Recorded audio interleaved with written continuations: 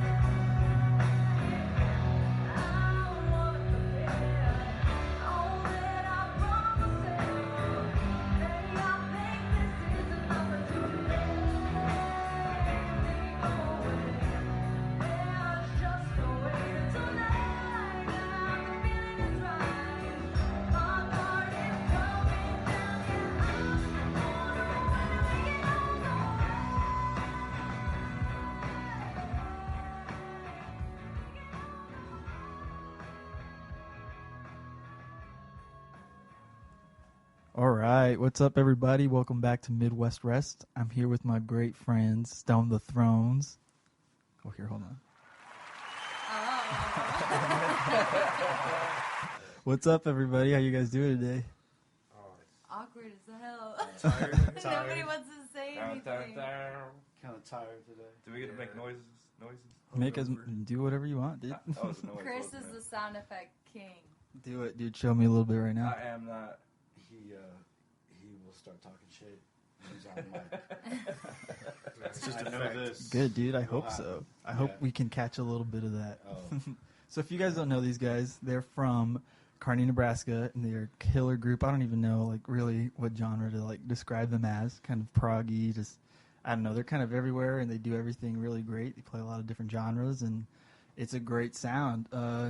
I got the whole band in here. It's a little bit different than most of the interviews I do, but everybody just introduce yourself and kind of give a little bit of background, I guess, of what you guys think individually as you're, introducing yourself, what you think the band is.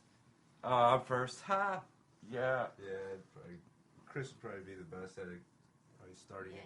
Yeah. 'Cause him and Mark started the group. I don't know. It's a neat thing. It's a neat thing when you've been playing music for a long time, and sometimes you just have a perfect storm of things happening, and that was kind of what happened when, I don't know, a while back, Mark was wanted me to come sit in and hear Maria sing. Excuse me. And so I did, and I was pretty blown away by that. And and then I came back another day, and Mark was like, "Why don't we just jam and see what we can do?" And we did, and Maria just was making up these melodies and stuff over what we were doing, and I told Mark, I'm like, man, we're gonna have to make a whole band, Yeah. because she is like super special, and then I guess so to see someone become a songwriter, from not having done that before, is amazing to see, To like watch it happen. to watch it happen. Yeah, for sure. It's like, wow. And then now I'm singing those lyrics when I'm playing. I'm like, into it. It's so cool. It's a little more special. And Isaac and Mikey and I had played together.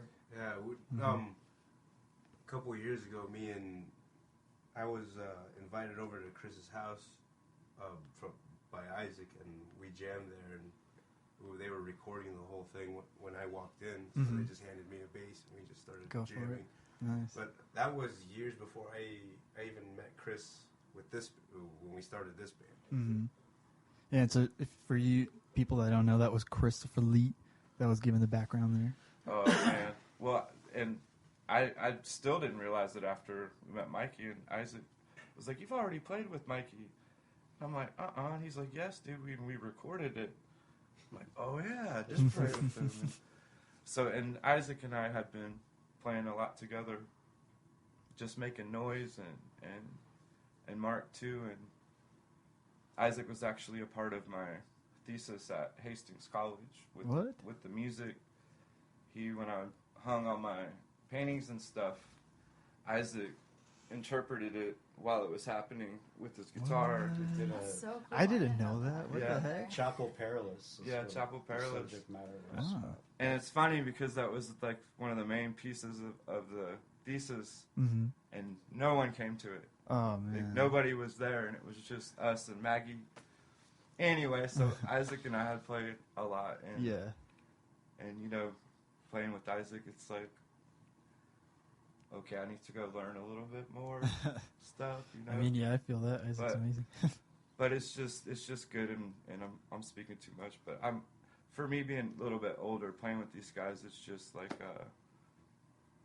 I don't know, it's so much fun. Like the other night, it's like, especially being inspired by the youth, and not just musically, but like inspired on a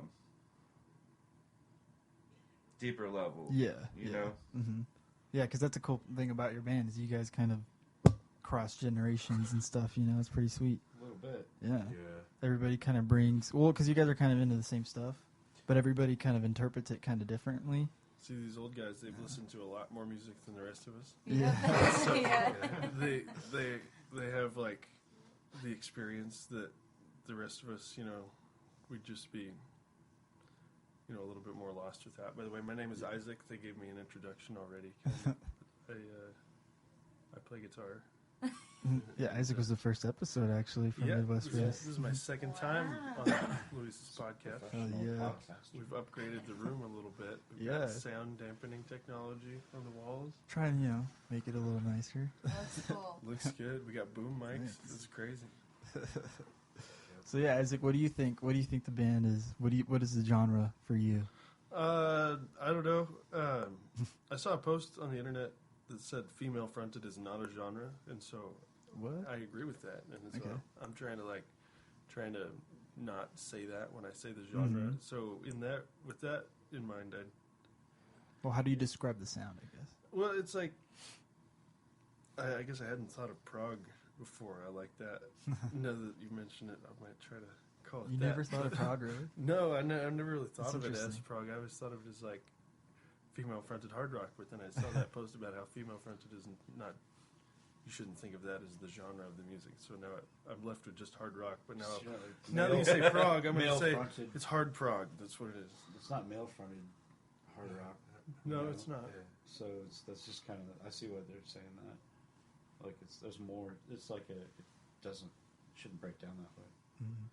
It's got some strange tonalities, that's for sure. Like there's some different kinds of chords and parts in there. Well, that- for sure, you guys use different tunings. Like that's not that's normal. another part. Yeah, like drop C sharp is not a common tuning for. Yeah. Yeah. Yeah, like watching you guys practice, I was like, oh my god, this is a lot of different tunings. I'd never really thought about that, honestly. But when you've got like so many different voices, and especially Maria singing on top of that, you kind of have to find different ways to mix with each other. It wasn't intentional, Mm. actually. Oh, really? My name's Mark, by the way. I play guitar. And, Chris and I were jamming before, like at the same time, I was giving Maria guitar lessons, and me and Chris were jamming like separately. And we were working on we had this big Uncle Acid and the Deadbeats thing going. We were just like loving it so much that what's the album? The Night Creeper. Night Creeper. And way into it, and we were actually working up a bunch of the songs and doing them, and we were both working on vocals and everything. But it's all like it's C sharp standard, Okay. and so we were down in that area kind of, and then we started making up some stuff, and when she started scatting on it, it was in that key, and then I had this other guitar that was in standard, and we would pick that up and do that, and so then. We had like half and half. By the time we were done, we got half our songs are in drop C sharp, Yeah. and half of them are Just standard. kind of happened. And so it's hard to make a set list without having to like change guitars a whole bunch of times. We're kind of working through that, Yeah. but But, I'm the only one that has to change. Yeah. Because this Well, guy- yeah. Ever since I got the 5-stringer, I'm Mikey, by the way. I play bass. I used to have a drop C sharp